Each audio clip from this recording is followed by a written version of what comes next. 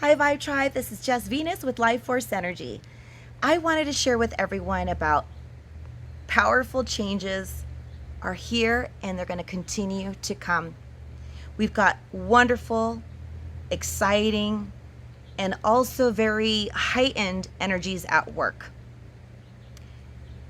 I've been receiving a lot of text messages from the Vibe Tribe and also from the public. Thank you so much for sharing what's been on your hearts, what's going on in your lives, so that I can share with everyone else some ideas that may be a little bit more of a validation and clarity and hopefully inspire you as well. What we do know that as we're going through external and internal changes, my goodness, it can be so uncomfortable and jarring at the moment, right? Where it's like, what is happening? Why is this happening? And yet we at times can fail to forget that we have called into our existence greater clarity, idea, wisdom, intuition, insight. We desire to evolve and to grow. And so when we are requesting for these magnificent and yet powerful changes to arise, what ends up happening is we start noticing the shifts within us and the people around us. And we start realizing that our environment, the way we had it, isn't the way that we want to continue, because now we are ready to lead ourselves somewhere better than where we were at or where we are at the moment. And so I wanted to share that with everyone. There is a lot happening right now. Oh my goodness, where to begin, right? We've got a lot of new policies that are being implemented with or without your consent. A lot of people are in a place of relationships, career, home locations where they're having to make some significant choices that will impact the rest of their lives. And so I wanted to share about how we can kind of ride this place of change in our lives, and how we can be prepared for it. Well, first and foremost, it's about how we react. So our reactions have everything to do with the actions that come forward in our lives. So if we're reacting in a space of nervousness, anxiety, stress, and fear, then we're just going to continue to have that snowball effect in our lives, where, in other words, we're trying to look for clarity and then it creates more confusion. So I like to ask all of you is, take a moment to ask yourself, what is happening right now? And how is this happening for your highest good?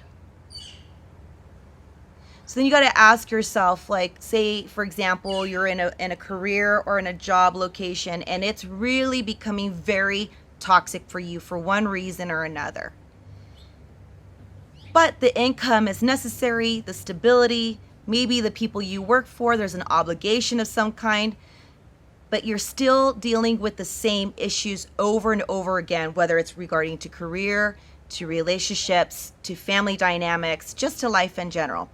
So then we got to ask ourselves, what toxic patterns are there and how can we change them?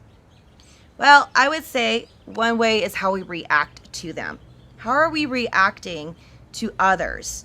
We can't help or stop how others act, but yet we can start helping ourselves how we're going to act, right? Because if we're in a place of reaction where we're freaking out, we're angry, we're argumentative, we're in a place of ego, wanting to try to make everyone think the way we think, feel the way we think, then we're going to feel these divisive moments amongst ourselves. And so you got to tell yourself at some point, how am I going to allow myself to process what's happening and how we're going to react to the situation we're in? So take a moment and look at your situation that you're not happy with. Then realize what the reactions have been. Are they the same behaviors, the same patterns? Then we got to change the reactions so that the actions of our life are changing for us as well. So How do we do that? It's easier said than done, right? Well, first and foremost, check in with yourself. If you are feeling at a place that something isn't serving you, the people that you are in connection with is no longer vibing, then you may want to be honest with yourself and the people around you and communicate how you would like to proceed in the new direction of a relationship, what new dynamic you can take in. The job that you're currently at, maybe you can speak with your employer, or if you are the entrepreneur, what new methods can you implement to change that outcome? Now, if any of those things, and you've tried all of that and it's still not working, then we got to go even bigger. That means you're going to have to make a greater change to obtain the desired outcome that you've been wanting. So that may even mean changing the job, changing your field if you're an entrepreneur. It could also mean that the relationships that you're currently with, you may have outgrown. And you may want to consider either growing together and communicating. If those are not communing and they're not unified, then you also at least are being fair with yourself and the people that you care about. And then you will make a decision about how you want to either proceed in that relationship or end that relationship or that connection altogether. Had to come inside, it started to rain, but I wanted to continue to share what I feel in regards to how we are reacting. A lot of the times I have my vibe tribe will contact me and tell me the situations aren't clearing. And then I ask them, what are you doing to change your situation? And so the question is that if the situation is on a loop, that means you haven't learned the lesson. You're not applying something different. You have to step out of your comfort zone and get courageous and confident and be able to learn that lesson and get out of that karmic loop with the people, the careers, the place that you're at, whatever situation you are in, you've got to do something different. And like I said, you've already communicated with everyone, you're making changes, and it's still not working, then it's time for you to move on. When we decide that we no longer want to continue to be a part of the same tumultuous patterns with people, places, situations, and circumstances, we are set free. That's the freedom that we desire, is to be at peace with ourselves, because the reality is that we're not always going to agree. We're not all going to be exactly on the same page. But what we can agree upon is that even though we're not on the same page, everyone is writing their story, and then we're going to choose in unison and in harmony how we are going to play in each other's stories. But when you have people that are giving you a lot of rebuttal and they're pushing against you, then that's time for you to aspire to, like they do in the shows, write these people out of your story, write out your situation that is no longer serving you out of your story, and write something new. Here's a way that I like to work with how I'm having to shift the way I react in my life. I like to take a moment and tune into my emotions, and that's what I was sharing with you.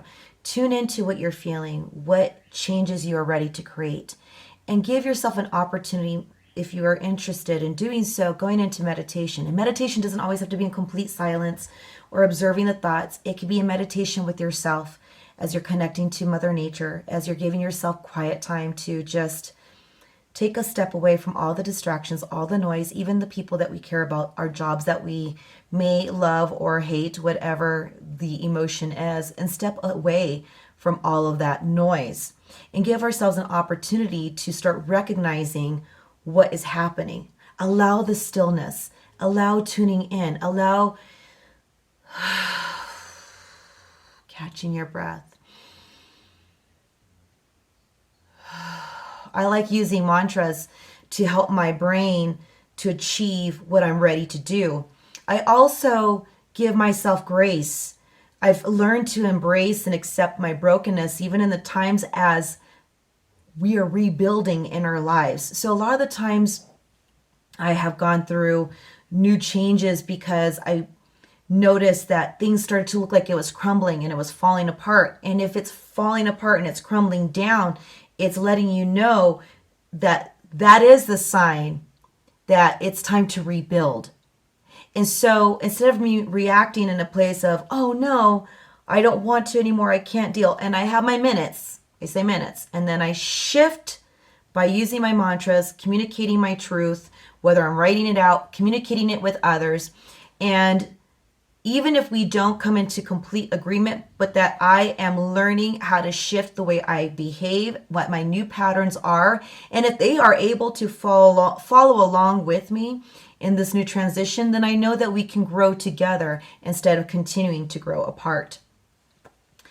Now, a lot of the times people think, I don't know how to deal with all these changes. You've got to find a way to create peace with the broken pieces and build a masterpiece that you're proud of that's called life. And the only one that can do it is you. You may have other wonderful people in your path that are here to be a part of it, but you must become more aware and notice what is happening without judgment towards yourself and towards others, and observe what you're really wanting to change in your life.